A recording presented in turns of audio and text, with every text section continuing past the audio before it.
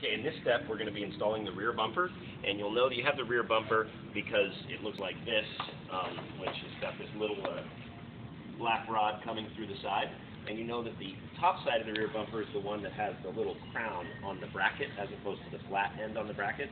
So you'll hold it top side up, and then you'll take your 8 nuts and all of the attachment tools, and we'll walk over. So if you guys will grab those, and we'll walk over and put it on over here.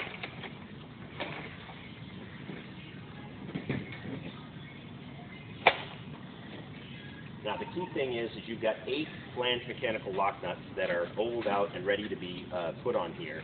But because of all of the bracketry and the way that it's put on, that you need a different tool for some of them in order to be able to put them on. So we'll show you which ones need which.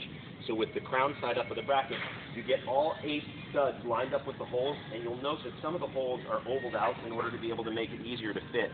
Much better not to set one side all the way in and then try to get one side in. It's better if you hold that on that side, and then I'll hold this on this side, and then you try to line up the studs directly. Okay, put it a little more. Okay, so I think what I need to do is loosen this up a little bit. Yep. Okay. So what you can do is you can loosen this up right now, and you can loosen this up in order to be able to move it. Because sometimes, as you can see right here, if you look, the studs, depending upon the way the bumper was tightened, may not line up exactly.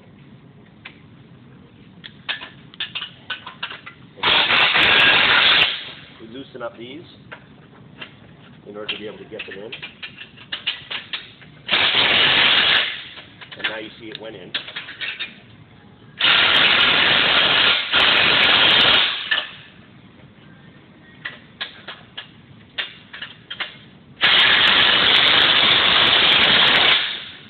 And that's so you get a bumper to fit in all 8 holes. And then you can just start by hand to screw in the flange mechanical lock nuts on the back side. And if you come over to this side, we'll show you one instruction on this. The battery ground strap goes on the lowest corner one. Is that correct? Lower outside. Is there any particular routing for it? Just make sure that it's out away from anything sharp, so it'll go out in front of that bracket. Like that? And then so it sits flat against it. Is that good? Yep. Okay, so we'll just route it as it comes down, because this will be attached to the battery in the front here, and then it'll just come over the top and it'll come down, and then the flat part rests against that bracket while we put the nut in. Use any more nuts? Yep. There's one over here.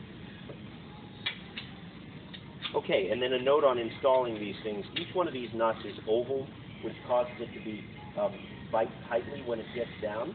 And what you want to do is you want to make sure you have the right tool. For this one on the top, you can use the impact gun because it reaches in. This is on the driver's side. The one on the top, you can use the impact gun. And then the one on the bottom,